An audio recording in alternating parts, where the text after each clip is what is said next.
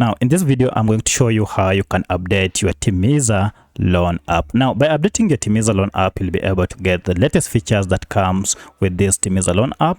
You'll also be able to fix any security concerns as well as bugs that are associated with your Timiza app. If you find this video helpful, I'll kindly request that you support me by liking the video and also by subscribing to my channel. Alright, let's get into it.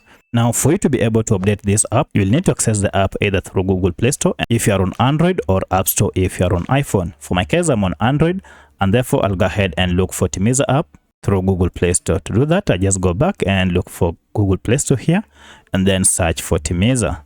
And from here, you can see there is an update that is available for this app. This means I've been using an app or a version that is not secure and it does not have the latest features. To update it, just go ahead and tap on update, and this will go ahead and download the latest version of Timiza app and then install it on your smartphone.